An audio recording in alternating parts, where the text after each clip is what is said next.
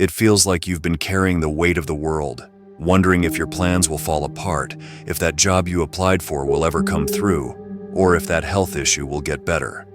The constant worry about what's going to happen next fills your mind, and the anxiety of not knowing is exhausting. You're not alone in feeling this. So many people wake up every day with a sense of dread, but there is a way to ease that burden. At Divine Pathways, we hope to share insights that may bring ease during times of uncertainty. By reflecting on the teachings of Qadar, the divine decree of Allah, we can explore ways to find peace amidst life's trials. Drawing from the timeless wisdom of Imam Al-Ghazali and real-life experiences, we'll delve into how releasing anxiety and trusting in Allah's plan can lead to a more tranquil life.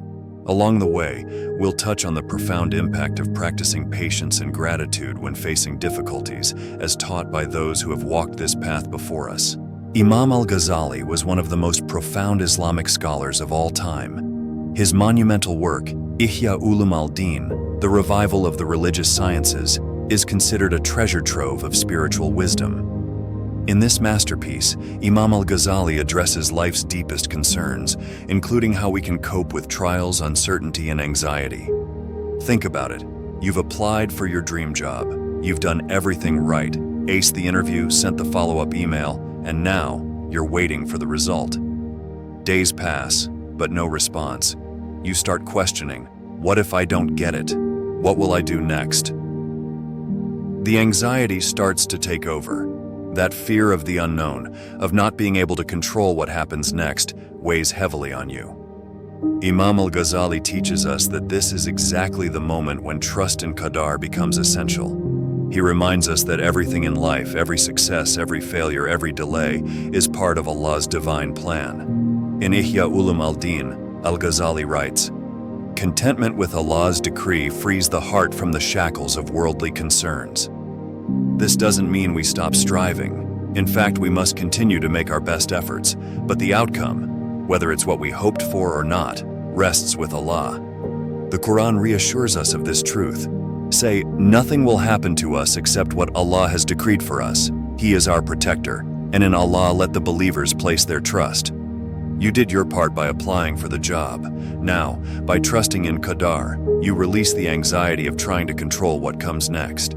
You acknowledge that whatever happens is part of a greater wisdom. In moments like this, when the situation feels out of your control, the anxiety can be overwhelming. You're waiting for the doctor to call, hoping for good news but fearing the worst. This is a trial, a test of patience and trust in Allah. In Ihya Ulum al-Din, Imam Al-Ghazali explains that trials are a necessary part of life. They are not random. Rather, they are sent by Allah to purify our hearts and to help us grow spiritually. He writes, "Trials are sent to elevate the believer's rank and to remind them of their need for Allah." The Quran echoes this sentiment. Do you think that you will enter paradise without such trials as came to those who passed before you? They were afflicted with suffering and adversity, and were so shaken that even the messenger and those who believed with him said, "When will the help of Allah come?"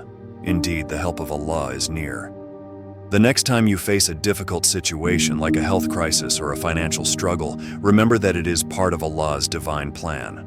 Trusting in Qadar means accepting that whatever happens is for your spiritual benefit, even if you can't see it right now. While trust in Qadar helps ease anxiety, there's another practice that goes hand in hand with it: the practice of patience and gratitude. Imam Al-Ghazali devotes an entire chapter in Ihya Ulum al-Din to these two qualities. Patience, or sabr, allows us to endure the trials of life without losing faith, while gratitude, or shukr, helps us recognize the blessings hidden within our hardships. By practicing both, you begin to experience the beauty of tawakkul, complete trust in Allah. Take the example of a man who suddenly loses his job. At first, the shock and fear of not knowing how he'll support his family can be paralyzing, but by practicing patience, he endures the hardship without losing hope.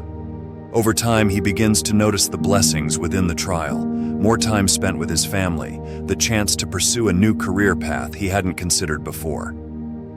Imam Al-Ghazali writes, "Even in hardship there are blessings. If you look for them, you will find that Allah has sent hidden gifts within every trial." The Quran emphasizes this as well. If you are grateful, I will surely increase you in favor, but if you deny indeed, my punishment is severe. It's also important to remember that even though we trust in Qadar, that doesn't mean we stop striving.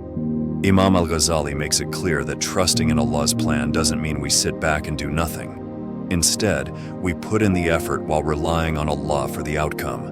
He writes, "Although the decree of events is in Allah's hands, the servant is still required to strive, for it is through effort that one becomes deserving of divine assistance." And the Prophet Muhammad, peace be upon him, said, "Do your work, for everyone will be facilitated to what they were created for." Take, for example, a student preparing for an important exam. They may study hard and do everything they can to succeed, but ultimately, the result is in Allah's hands. Trusting in Qadar means that after they've put in their best effort, they can find peace in knowing that whatever the outcome, it was written by Allah, and it is for their benefit.